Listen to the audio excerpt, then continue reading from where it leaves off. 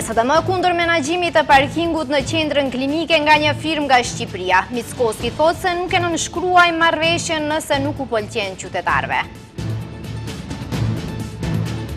Doganat e Maqedonisë së Veriut për 6 muaj kanë grumbulluar 1 miliard euro të hyra.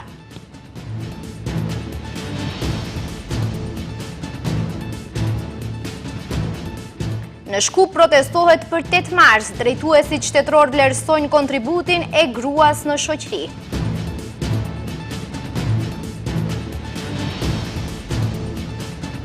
Palestinezët në Gaza po luftojnë për të mbijetuar në jetën e tyre të përditshme mes rënojave të shkaktuara nga ushtria izraelite.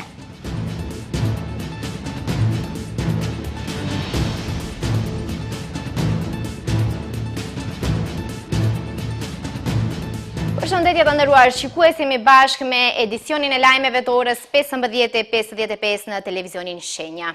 Partia opozitare LSDM ka kundërshtuar mundësinë që parkingun e qendrës klinike universitare ta menaxhojë një kompani nga Shqipëria.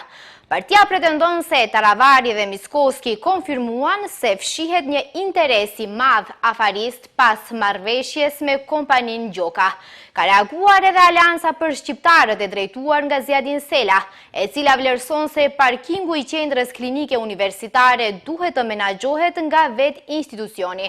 Në anën tjetër, kryeministri Kristian Mickoski ka deklaruar se nuk ka vendim të qeverisë dhe nuk është nënshkruar marrëveshje me ndonjë kompani nga Shqipëria. Nëse kjo nuk u pëlqen qytetarëve, nuk do ta nënshkruajmë, deklaroi Mickoski. Për paralajmërimin se një kompani shqiptare do ta menaxhojë parkingu në qendrën klinike, Kristian Mickoski thotë se nëse kjo nuk ju pëlqen qytetarëve, nuk do ta nënshkruajnë këtë marrëveshje. Megjithatë, ai numëroi siç tha faktet e përzgjedhjes së kësaj kompanie. Fakt broj 1. Fakti numër 1, vendimi merret në bazë të studimit fizibiliti, sepse ajo kështu ka thënë, ne nuk mund të shkojmë kundër asaj. Fakti i dytë është nënshkruar konkurs, është paraqitur vetëm një kompani, edhe pse kriteret janë vërtet të mëdha dhe së treti, asgjë nuk është nënshkruar dhe asgjë nuk ka përfunduar. Ne dëgjojmë opinionin, opinioni është i pakënaqur. Nëse opinioni thot nuk duam, nuk do ta nënshkruajmë. Partia opozitare LSDM ka kundërshtuar mundësinë që parkingun e qendrës klinike ta menaxhojë një kompani nga Shqipëria. Partia pretendon se Taravari dhe Mickoski konfirmuan se jo vetëm që fshihnin një interes të madh afarist pas marrëveshjes me kompaninë Gjoka, por se nuk kanë asnjë ndjenjë apo interesim për mbrojtjen e pacientëve. Është skandaloza dhe e turpshme që Ministri i Shëndetësisë arsyeton rritjen e çmimeve të parkimit në qendrën klinike me çmime në qendra tregtare. Qytetarët do të paguajnë 50 denar në orë e jo 30 si më parë për vizitë e mjeku. Ky është kulmi i paturpsisë. Ndërkohë, Aleanca për Shqiptarët e drejtuar nga Zjadin Sela vlerëson se parkingu i qendrës klinike universitare duhet të menaxhohet nga vetë institucioni. Sipas partisë opozitare shqiptare në një shtet social, shëndetësia publike duhet të jetë shtylla kryesore e shërbimeve shëndetësore dhe një institucion jo fitimprurës. Vendimi i Ministrisë së Shëndetësisë për t'ia dhënë menaxhimin e parkingut të qendrës klinike universitare një kompanie private anonime ngjall dyshime për mundësi abuzimi dhe keqpërdorimi. Në të kaluarën parkingu është menaxhuar nga vetë qendra klinike universitare, një praktikë që ka qenë më logjike dhe më e dobishme si për institucionin, ashtu edhe për punonjësit dhe qytetarët që përdorin shërbimet shëndetësore për vete apo për të afërmit e tyre.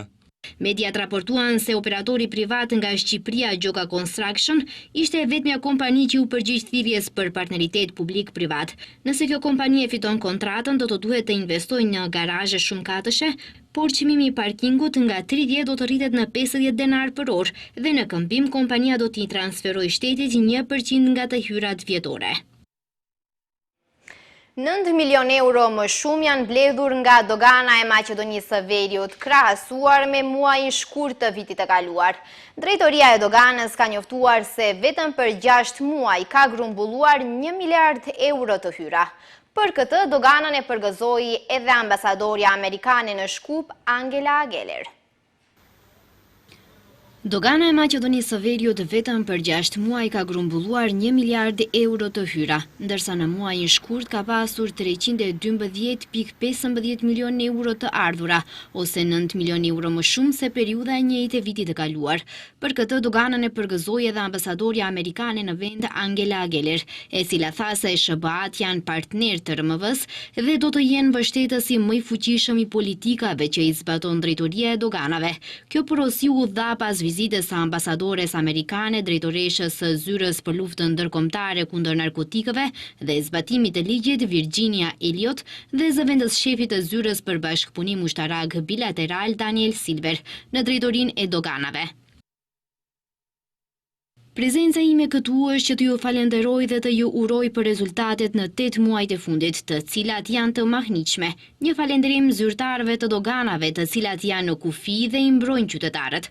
Hapa që po i ndërmerrni janë shumë të rëndësishëm për ne, por edhe më shumë për qytetarët tuaj dhe sigurinë e shtetit. Njëkohësisht, të ardhura më shumë do të thotë më shumë para për qytetarët tuaj. Ne jemi partnerët tuaj, miqtë tuaj dhe do të jemi këtu për ju.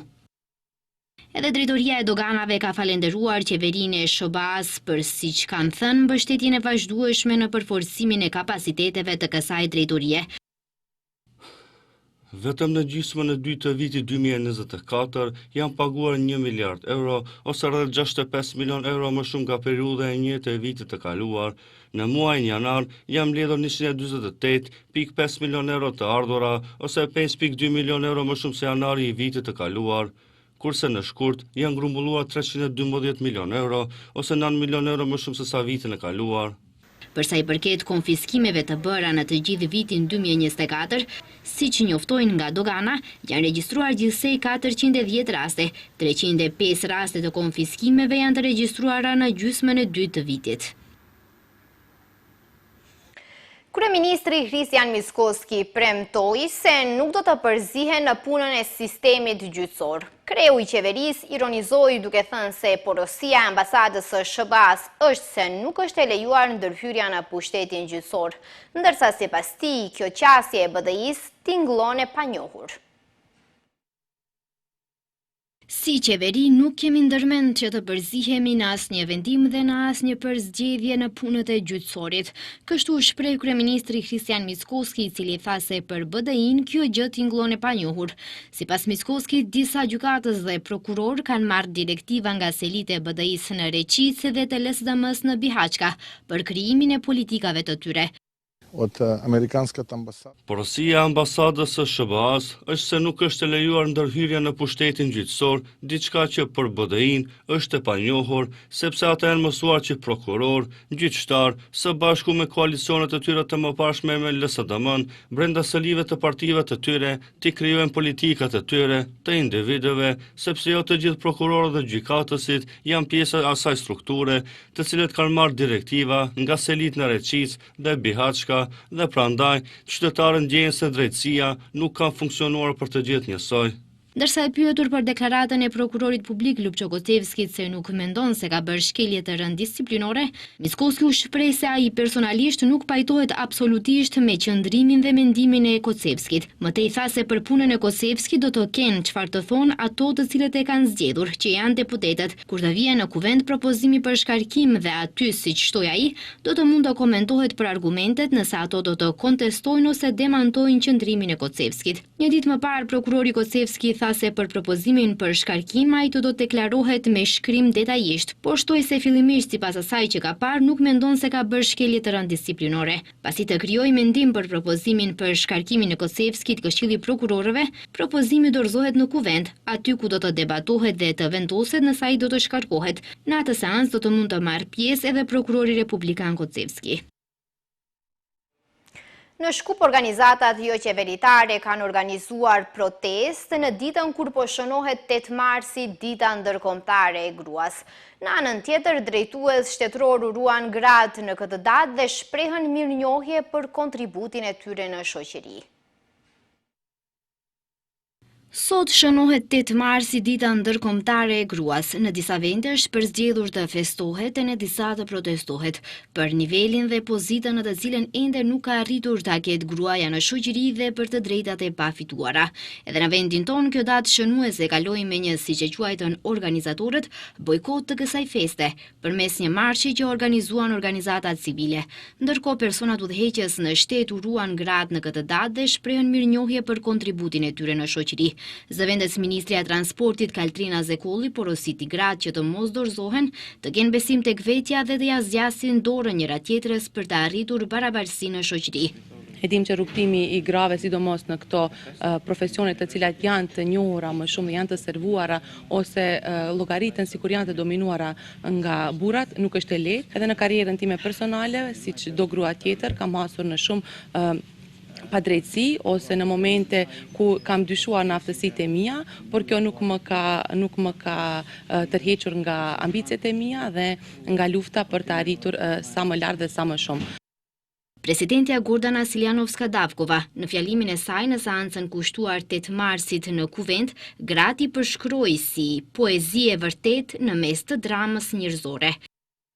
Ja trajno i cvrsto veruvam. Ne femrat jemi edhe krijesat të ndjeshme edhe të forta. Ne jetojmë mesatarisht më gjatë se burrat, jo rastësisht. Forca jon vjen nga roli ynë i nënës, intuita, inteligjenca emocionale, empatia, altruizmi, palodhshmëria, këmbgulja, përkushtimi, guximi dhe paqja. Ndërkaq kryeparlamentari Afrim Gashi, duke folur për arritjet e gjinisë femrore dhe rolin e rëndësishëm të tyre, tha se të gjitha palët e tanguara duhet të bëjnë më shumë për mbrojtjen dhe arritjet e grave. Përtej faktit që kemi ligje për mbrojtje nga diskriminimi, gratë ende përballen me diskriminimin dhe paragjykimin në tregun e punës, arsimit, shkencës e kulturës. Përtej faktit që flasim për familje të shëndosh, ende lëm shumë për të dëshiruar që ta vlerësojmë nënën si protagoniste e familjes dhe bërtham e celulës së shoqërisë. Po ashtu për të ligjeve për mbrojtjen nga dhuna në familje, ende çdo ditë dëgjojmë për tragjedi dhe viktima dhune. E gjatë një ngjarje në Sveti Nikol, edhe kryeministri Kristian Mickoski uroi ditën ndërkombëtare të gruas. Како што доликува, ќе ми дозволите да го честитам празникот 8 март.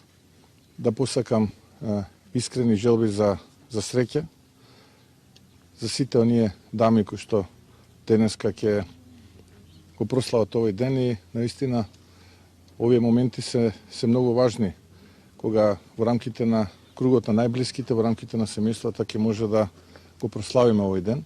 Zëvendës kryeministri Zet Megjidi uroi të gjitha gratë për siç u shpreh arritjet e tyre në luftën për barazi gjinore. 8 marsi, shtoi ai, nuk është thjesht një datë simbolike, por një dëshmi e progresit që gratë kanë bërë duke thyer paragjykime dhe duke sfiduar diskriminimin shekullor. E këtë ditë e uruan edhe përfaqësuesit e partive të tjera në vend.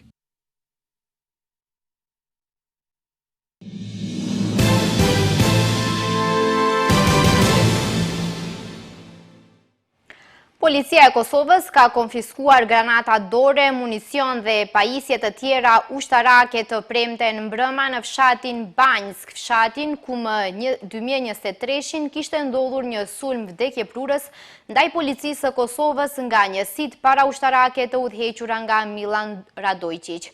Ndërkohë, disa qytetarë serb janë mbledhur në qytetin e Mitrovicës së Veriut në shenjë proteste me pretendimin se u keqtrajtuan disa të rinj nga policia e Kosovës, kur u arrestuan pas një përleshje me të rinj shqiptar. Pse po na ndihmoni? Ishin ata me të cilën qytetarët serb i drejtoheshin zyrtarëve të KFOR-it, të cilët janë përgjigjur se bashkëpunojnë me policinë e Kosovës.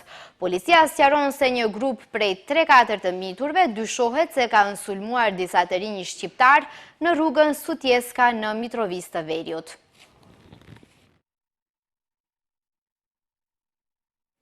Sekretari Amerikan i Shtetit Marko Rubio ka thënë se veprimet e presidentit të Republikës Srpska Milorad Dodik përbëjnë kërcënim për sigurinë dhe stabilitetin e Bosnjë-Hercegovinës, si dhe i minojnë institucionet shtetërore të saj.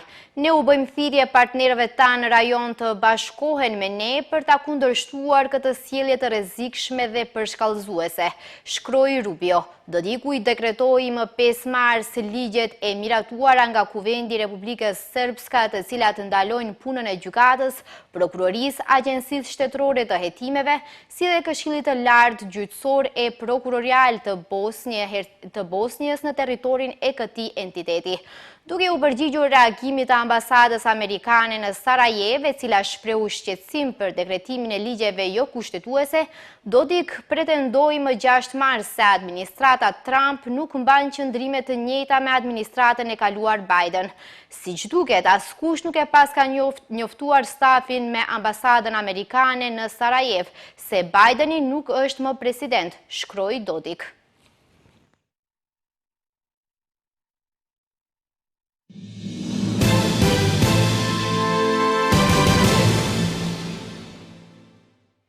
Kryeministri i Izraelit Benjamin Netanyahu kundërshton thirrjet globale për t'i dhënë fund bllokadës njëjavore të enklavës palestineze, ndërkohë që forcat izraelite nisin sulme të tjera në Gaza, duke vrarë 2 palestinezë në Rafah. Palestinezët po luftojnë për të mbijetuar në jetën e tyre të përditshme mes rrënojave të ndërtesave të shkatruara nga sulmet izraelite. Forcat izraelite nisin sulme të tjera në Gaza duke vrarë 2 palestinezë në Rafah, ndërsa qeveria e kryeministrit Benjamin Netanyahu kundërshton thirrjet globale për t'i dhënë fund bllokadës njëjavore të enklavës palestineze. Ndërkohë, Rosalia Bolen nga Agjencia e OKB-s për fëmijë thotë se bllokada izraelite e Gazës rrezikon të zhbëjë shumë nga puna që organizatat humanitare kanë mundur të kryejnë gjatë armpushimit. Ai tha se pasojat e ndalimit të hyrjes së furnizimeve mjekësore do të rrezikojnë fëmijët palestinezë, do të vdesin. Palestinezët po luftojnë për të mbijetuar në jetën e tyre të përditshme mes rrënojave të ndërtesave të shkatruara nga sulmet izraelite në qytetin Beit Lahja në veri të rripit të Gazës. Pjesa veriore e rripit të Gazës ka qenë një nga zonat më të shkatruara nga sulmet izraelite që nga fillimi i sulmeve në tetor të vitit 2023. Palestinezët në rripin e Gazës, të cilët janë të privuar nga nevojat më elementare si ushqimi dhe kushtet e ujit të pastër dhe strehimi, gjithashtu po përballen me kushte të favorshme të motit. Faza e parë 6 javore e një marrëveshje e armpushimi e cila hyri në fuqi më 19 janar, ka qenë në fuqi deri të shtunën e kaluar në mesnatë. Izraeli megjithatë nuk ka pranuar të shkojë përpara në fazën e dytë të marrëveshjes për t'i dhënë fund përfundimisht luftës në Gaza, e cila ka vrarë më shumë se 48.000 njerëz, kryesisht gra dhe fëmijë, dhe ka lënë enklavën në gërmadha. Nëntorin e kaluar, gjykata ndërkombëtare penale lëshoi urdhër arrest për kryeministrin izraelit Benjamin Netanyahu dhe ish-ministrin e tij të mbrojtjes Yoav Gallant për krime lufte dhe krime kundër njerëzimit në Gaza. Izraeli gjithashtu përballet me një çështje gjenocidi në gjykatën ndërkombëtare të drejtësisë për luftën e tij në Gaza. Përleshjet ndërmjet forcave të qeverisë siriane dhe mbështetësve të presidentit të rrëzuar Bashar Assad kanë lënë gati 200 të vdekur, duke shënuar dhunën më të përgjithshme që nga përmbysja e Assadit në dhjetor. Observatori sirian për të drejtat e njeriut me seli në Mbretërinë e Bashkuar raportoi se luftimet shpërthyen të ejten kur militantët pro-Assadit u zun prit forcave të sigurisë në Latakia, një provincë bregdetare dhe ish bastion i mbështetësve alevit të liderit të rrëzuar. Si përgjigje, luftëtarët e mbështetur nga qeveria bastisën disa fshatra. Në përgjigje të krizës në përshkallëzim, presidenti i përkohshëm i Sirisë Ahmed al-Shara u zotua të ndjekte mbetjet e regjimit të Assadit dhe t'i çonte në gjyq. Shikues të nderuar, kjo ishte e gjitha për këtë edicion informativ, ndërsa ju vazhdoni që ndroni me programet e televizionit Shenja kushtuar muajit të Ramazanit. Mirupafshim.